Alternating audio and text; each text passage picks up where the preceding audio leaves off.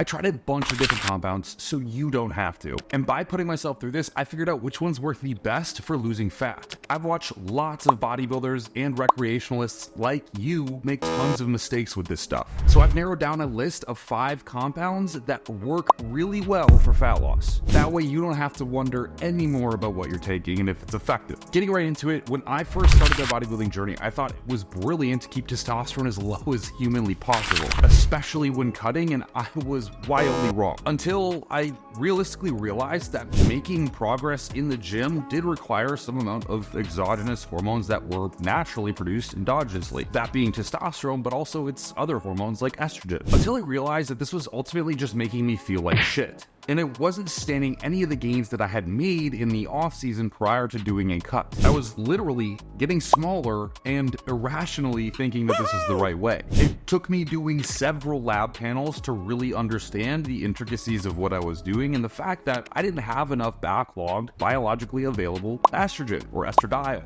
This put me as an individual into forms of psychosis. It wasn't a pretty state. I was grumpy, I was mad, I was moody, and I would get like wildly sad for absolutely no reason, just watching like normal content. I remember one time I was watching Dune 1, and it's funny because Dune 2 just came out, but during at that time I was going through a cut and I was like crying for like 80% of the movie for virtually no reason. Thank God I went to the theater by myself, and yes, I am the kind of guy to go to theaters by myself, but it is something I definitely saw as an issue. So now what I've learned from my mistakes, quite honestly, is that estrogen is obviously needed in the human body, but it can aid in fat loss. There's differences when you are really lean, but when you're not so lean, just trying to get to a position where you have a nice six-pack, veins, and look pretty good outside and about with a shirt off, you really do need that estrogen quite high to feel sane and normal and like a typical human. So what I personally do is keep my testosterone dose high enough to sustain about a 50 picogram per milliliter estradiol, and that, what I personally find, is enough to give me satisfaction in the way of not having psychosis, not being grumpy all the time, and being able to withstand a pretty heavy caloric deficit. Not to mention estrogen's anabolic properties. There's a lot to talk about there, but I think it's just important to understand that having testosterone isn't a bad thing, and even the estrogen that it does produce can benefit you both through your psychology and also your anatomy. You and I both see teen girls taking Clenbuterol like candy. It's so commonplace in bodybuilding, it's kind of actually funny. But they might be onto something, honestly. It's not much because, to be fair, I think bikini girls are probably one of the worst populations in bodybuilding. Point aside, there is bikini girls I coach and I love you guys, but I'm talking about out there's a lot of bikini girls who don't know what they're doing and they just completely spread misinformation like crazy. Bro, why aren't we working out right now? Let's go work out. Come on, guys. That's a whole nother socioeconomic problem that I'm not going to talk about on this channel. What I'm trying to say is that they're onto something in the form that Clenbuterol can be really effective and probably one of the main compounds you want to stick with when trying to lose fat. So when I cut, I love going hardcore. For me, it's all about suffering, and kind of unnecessarily so. I am the guy that will unintentionally do more cardio because I feel like I'm not working hard enough, or I will intentionally eat less food because I want to get progress quicker, and in doing so I can really screw the pooch at the end of the prep. And when I say screw the pooch, what I'm saying is I lose so much muscle. I lose a lot of the lean mass I've gained, and in a way I almost get fatter in proportion to how much lean muscle I have, and it's not a good look. It limited my ability to train effectively, it limited my ability to have a great physique, and it certainly created this gap where I had to fill with cardio and less food, which led to a smaller physique. But at this point, we are better. Now, to be 100% transparent, I know I am not a doctor. I'm not giving you medical advice. I'm just simply telling you what I've learned across my time in bodybuilding. This is simply a piece of reflective content I'm sharing with you. Also, a disclosure for the YouTube gods so they don't absolutely put Thor's hammer down on my YouTube channel. So saying this, everyone responds wildly different to Clenbuterol and how it works on their adrenergic system. Two different people can take the exact same dose and get a wildly different outcome, and one of those outcomes could be very bad. For myself, I'm highly sensitive to stimulants like Clenbuterol, and because of this, I have to start at a very small dose, something like literally 10 micrograms a day. For me, it creates a lot of panic attacks, it creates a lot of heart rate elevation and things that don't make me a productive human being throughout the day, and that's absolutely not what I'm trying to do. I want to be highly productive, but also aid my fat loss goals. So I do start at 10 micrograms about a day and then titrate up 10 to 20 micrograms as needed. But I've learned that exceeding the dose in which your heart rate is already maybe 20 beats per minute over what it is typically is not a brilliant idea, because that is right where you're going to experience a lot of nasty side effects like anxiety, panic attacks, and the whole nine. So you want to ultimately keep the dose as low as you possibly can for as long as you possibly can, and effectively you are going to get, and what I found personally is that I was able to retain more muscle through a prep because I didn't have to restrict as many calories, and I certainly wasn't doing as much cardio, and I could kind of turn off that hardcore switch in my brain to allow myself to allow recovery to happen. But obviously in prep and in fat loss in general, as a bodybuilder, you're not really interested in just using testosterone. I mean, maybe you are, but I think there's a lot of better choices you can make with compounds, and that's where, in my preference, the fight over Primo and DHT derivatives like Masteron has been so funny to watch, but I think they have a really, really important role to play in this situation. Now, honestly, I genuinely don't mind which one you use, and I don't think anyone is particularly better, because at the end of the day, the most genuine product wins, and for most people, the Primo that they're getting is most likely fake, unless you're in Thailand and you walk down the street to a pharmacy, wink, and grab some Rimabolin, which is awesome, and partly the reason why I live here. So ultimately what people are mostly using is Masteron, or in other words, drostanolone, unless they have pure Rimabolin, which is Bayer's fantastic product. Again, in my youth and stupor, I thought that pushing anabolics too high was a wildly bad idea. So again, during a prep, I would keep them as low as possible and just try to have testosterone in a high enough range to support natural function, which was, not even kidding you, 200 milligrams per week in a prep. That was my not natty prep stack. And while pushing androgens higher is definitely a bad idea for your health long term, you can do it in a healthier function and have not so bad of outcomes with your health. It's just a matter of doing things correctly. In my case, after winning my Natural Pro card and then switching over into the NPC, I thought it was kind of just natural to get really swole on prep and lose a lot of muscle. I literally thought losing muscle was just a part of bodybuilding, and again, this is like 19 years old, so I was really dumb. This is actually the worst case scenario, because I was actively becoming unhealthier as I was prepping. My body was shutting down on me, I was losing copious amounts of muscle, and it wasn't a pretty time. I really destroyed a lot of relationships and friendships with people during that era because I was not actively trying to do things appropriately. I was just simply, I have to be safe, and I was like hammering that so hard, and I thought I was the best because I was using the lowest doses and all this craziness, and it really turned out not to be an active truth. It was just sort of a passive one in my mind. But if I was to have used a DHT compound, it would have wildly aided in my muscle retention and prevented any water gain that could have been had in other compounds like nandrolone, or even your variations of testosterone like equipoise. So what I advise myself on now is simply adding a DHT derivative when I am in a pretty intense cut. Preferably, I do use drostanolone unless I can walk down the street and grab some Rimabolin, and I try to have it at a ratio of about 1 to 1/2 of testosterone. So generally speaking, if I'm taking about 500 milligrams of testosterone, I'm going to take 250 milligrams of Masteron. I am very, very hypersensitive to aromatase being inhibited, so if I take too many DHT compounds, my estrogen gets floored really quickly. I usually have testosterone a lot higher, but as I get closer to a competition or a photo shoot, I'll usually bring that dose up to about a 1-to-1 ratio, maybe even a little bit higher, to even dry out a little bit more, cause any water retention of any kind just to simply fall off. And I think what people don't realize is that Masteron and various other DHT compounds are kind of what gets you that grainy look that bodybuilders have. If you're not in the bodybuilder space, you might not know what this looks like, but you've probably seen someone at your gym, you're like, what the fuck is this guy doing? Well, he's using a DHT derivative, and it's giving him that hard and grainy look to his skin, of course, alongside with being lean, but it's something that most people desire when they do get lean. It's that look of the fitness model.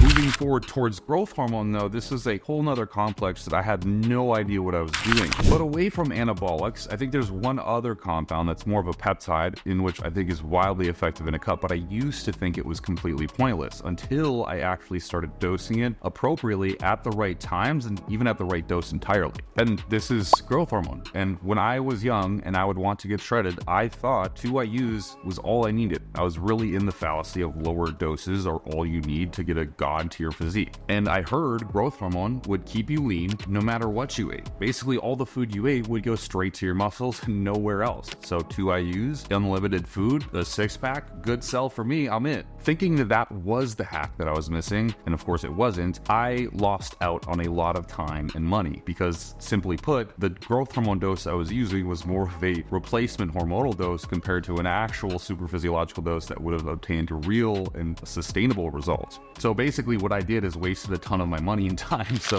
you don't have to. My typical approach now that I'm older and of course competed several more times and gotten really repetitive into this industry is taking about 2 IUs in the morning fasted intramuscular. The reason we do it intramuscular is because this is going to allow it to bind and create IGF-1 more rapidly, but also effectively cause lipolysis to happen, which is a really important factor here that causes the fat loss. Lipolysis is basically when the glycerol backbone breaks up and triglycerides from the fat cell spill into the bloodstream. Not really important, but just understand that the fat is leaving your fat cell, and now that the fat's in your bloodstream, you have to burn it up. So typically what people do is, and I do, is take 2 IUs in the morning. I do it intramuscularly so I get more of a rapid onset, and then I go do some form of cardio. Even just simply walking outside for 20 to 40 minutes, about an hour after injection, gets me a wild disproportionate amount of fat loss. But following that up, which is really key, with 8 IUs at night just before bed at a subcutaneous dose has been something that completely changed the game for me as a bodybuilder. I did post some pictures on my Instagram story recently and people were like, who were you back then? Like, when was this? Because I looked gargantuan. And that was admittedly when I was taking bodybuilding seriously and actually taking gear, where right now I'm just sort of like doing MMA, Muay Thai stuff, but we're gonna be getting back into bodybuilding here pretty soon. And suddenly,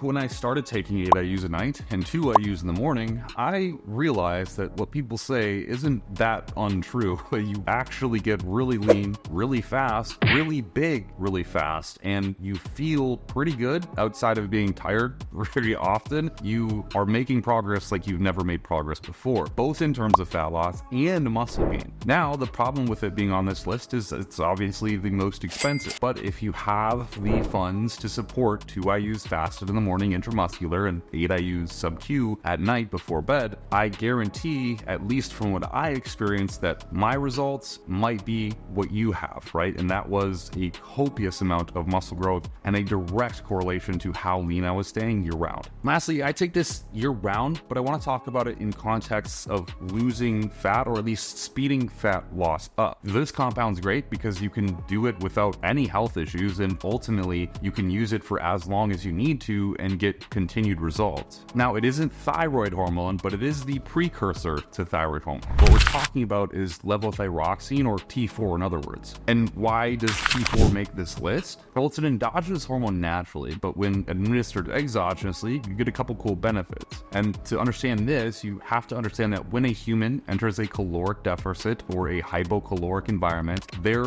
metabolic system does slowly but surely begin to down-regulate over time. And this looks like typically thyroid levels possibly dropping, TSH levels actually increasing, and generally an inhibition of fat loss. Now, T3 is the principal hormone that's actually causing your metabolic system to upregulate, where T4 is the major hormone that is secreted by the thyroid gland, that thing in your neck. I could really get into the weeds here, but all you need to understand is that T4 is deiodinated into T3. In other words, it's just converted into T3 by your liver. That T3, or actual thyroid hormone, goes into peripheral tissues and starts making their effects happen, like metabolic rates going up, more calories burned. Approximately 80% of the total levothyroxine that someone administers converts into T3 or reverse T3. And we're going to talk about reverse T3 shortly. So if you're a smart pickle and you realize that if you were taking exogenous T4, you would have a backlogged resource pile for T3 to take from and get converted into more T3, which inevitably leads to a higher metabolic rate without having to take exogenous T3, which would downregulate your thyroid axis and as well isn't controllable. Creating a synthetic variation of hyperthyroidism will lose you muscle almost every time. So taking T4 and letting your body manipulate the ratio of how much T4 gets converted into T3 is really going to be the way to sufficiently meet your needs for fat loss without creating a huge deficit for muscle. So my general practice, I usually do about 100 micrograms year round, but especially in a cut of T4 or levothyroxine, or it could be 50 micrograms. It's really just dependent on what my blood work shows and what I'm needing at that specific time. It does change differently in different points of the year. If I'm in a surplus, a deficit of calories, if I'm actually taking different compounds, or if I'm doing different lifestyle practices, like right now I'm doing Muay Thai, my thyroid hormones are generally optimal at a very low to no dose of thyroxine, and that's just kind of what it is. But when I'm weight training and eating a lot of carbohydrates, it's actually pretty low, and I need to supplement to keep my metabolic system upregulated. But when you get into high stress environments, and everyone should be in a high stress environment when they're going through a cut, because generally speaking, you're starving yourself and you're likely doing a lot of expenditure in the form of cardio, actually reduce the dose of T4, because what I don't want to happen is that stress to actually mitigate how much of that T4 converts into reverse T3 versus T3. Reverse T3 is just as it sounds. It is the reverse of what T3 is doing. So reverse T3 will actually bind to where T3 is going to be normally on the receptor site and block it. So the actual T3 molecule can't bind to that receptor site, therefore it can't make stuff happen to the cell, increasing your metabolic rate. And this is a really tricky situation where if people get in plateaus in a fat loss phase, what I find is that dialing down the T4 dose to prevent an upregulation and reverse T3 can actually be a wildly effective tool to continue that fat loss suddenly again. So ultimately, my top 5 might not be your top 5, which makes sense. It shouldn't be, but I do want to hear what your top 5 are down below. And while you're down there, and if you're feeling a little bit kinky, give me a like, and if you really are feeling kinky, give me a subscribe, because that stuff helps me out tremendously and pushes this channel into the algorithm and helps me pay my editors and stuff like that. And if you're interested in a coach or a whole staff of coaches and you want to get really fast results, we guarantee life-changing results within 12 weeks or less, or you get your money back. Links down below in the description. You can simply book a call with me directly and we can chat about what your specific goals are, where you want to be in the next 12 weeks, and how we could do that for you. I'll catch you in the next video.